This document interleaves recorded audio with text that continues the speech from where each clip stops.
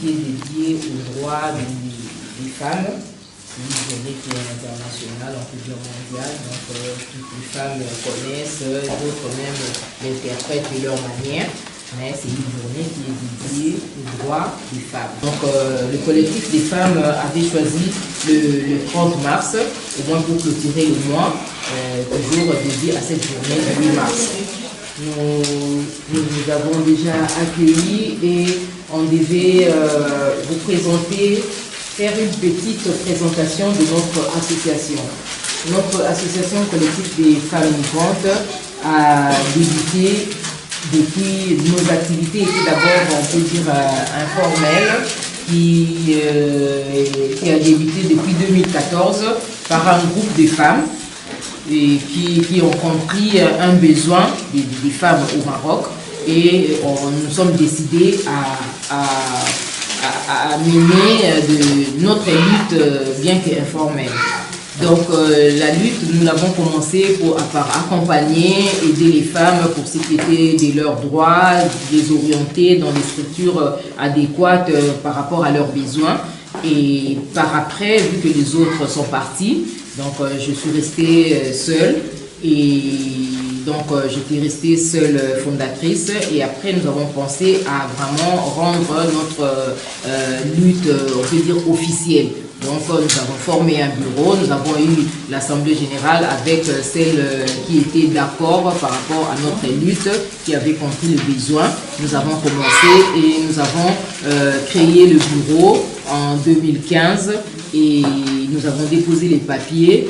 Bon, Dieu merci, comme le roi fait gloire à Sa Majesté, il nous a accordé cette diversification de pouvoir s'exprimer. Donc nous avons été reconnus par l'État marocain et nous continuons notre travail, bien que les autres qui étaient avec nous aussi au début dans le bureau ne sont plus. Il y a d'autres qui ne sont plus au Maroc, d'autres qui ont aussi fini peut-être leur mandat, on peut dire, et d'autres par les occupations n'ont pas pu continuer dans le bureau. Ce qui est de cette journée du 8 mars, donc là je vais passer la parole à notre maman, ma collègue, je peux dire notre idole, c'est un peu ce que je peux dire parce que c'est la première militante au Maroc et c'est la première des associations subsahariennes qui avait été légalisée. Donc maman Hélène qui va un peu nous parler sur cette journée du 8 mars. C'est pas facile dans un pays qui a ce que le sien. La volonté et le pouvoir poussent une personne à réagir. Donc avant de commencer, je vais vous demander de se lever et brandir votre fierté de femme, parce que la femme, c'est le monde. Sans femme, le monde ne peut pas être ce qu'il est aujourd'hui.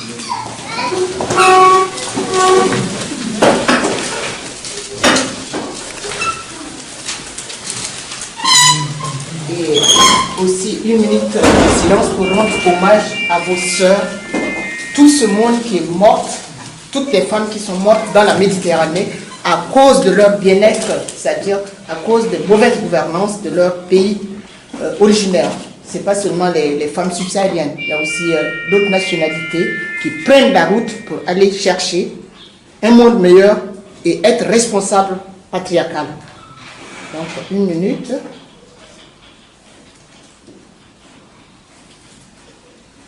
Je vous remercie beaucoup, mes filles. Nous aidons en tout cas les femmes par rapport à nos objectifs. Pour atteindre un peu nos objectifs, nous faisons un travail de terrain que nous essayons de descendre des fois pour sensibiliser les femmes dans les secteurs où on peut nous indiquer où il y a le besoin.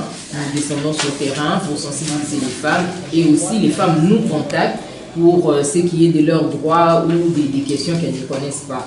Nous avons accompagné 15 femmes, mais il y a eu 10 qui ont pu obtenir, mais les 5 autres étaient fatiguées, se sont lassées parce que c'est en arabe, des fois elles arrivent, elles ne comprennent rien, donc si l'avocat n'est pas là, donc on n'explique pas, mais nous avons eu quand même, on peut dire on a atteint notre but parce qu'on avait 15 femmes, nous avons pu avoir 10 qui ont pu avoir leur acte de naissance.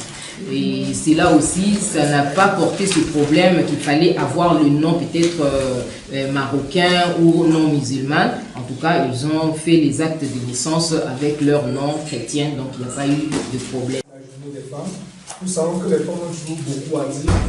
Et il faut essayer un peu de pouvoir les mettre dans le bain pour qu'elles puissent vraiment s'émanciper comme d'habitude.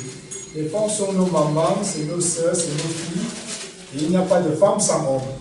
Bien sûr qu'il n'y a pas aussi homme sans femme. Bref, j'ai plus une préoccupation qui doit élever plusieurs équivoques.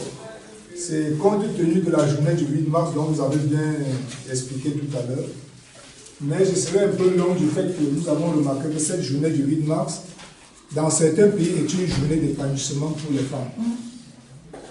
Ça veut dire que c'est le jour où les femmes se mettent peut-être dans les plus belles robes, les plus belles coiffures, les plus belles tenues, au lieu d'aller faire peut-être ce qui est dit selon les règles fondamentales du 8 mars, mais ça va plutôt s'exhiber jusqu'à extrapoler un peu.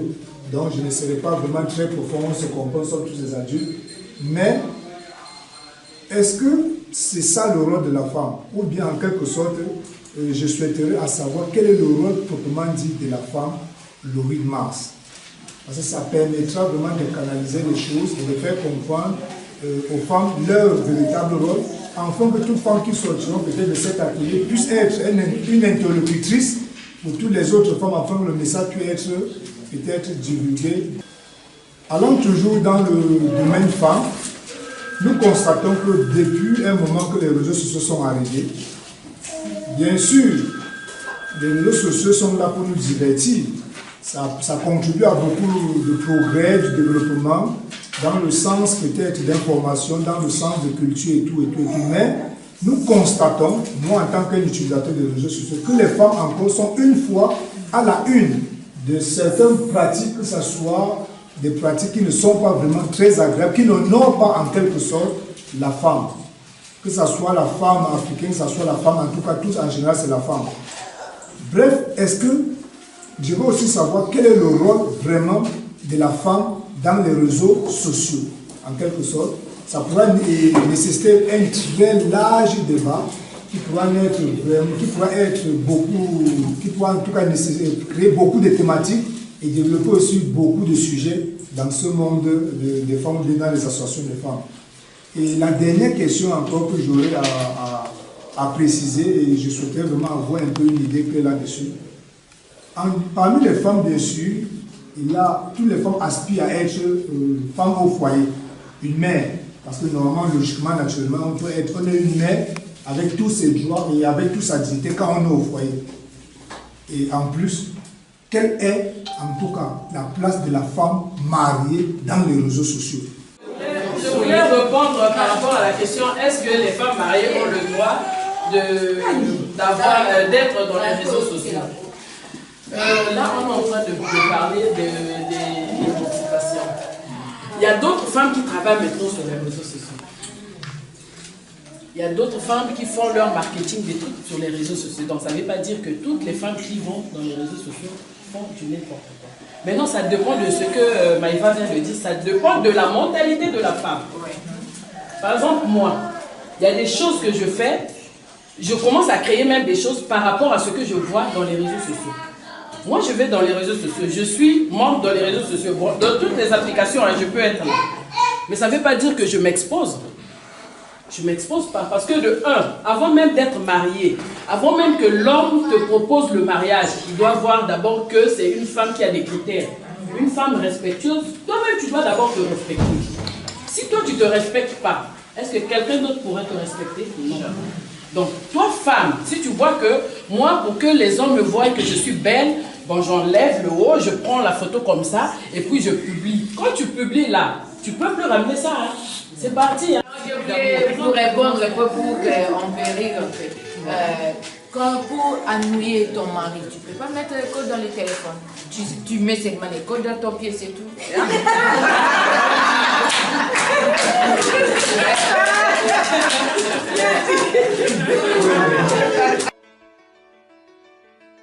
You're enchained by your own sorrow.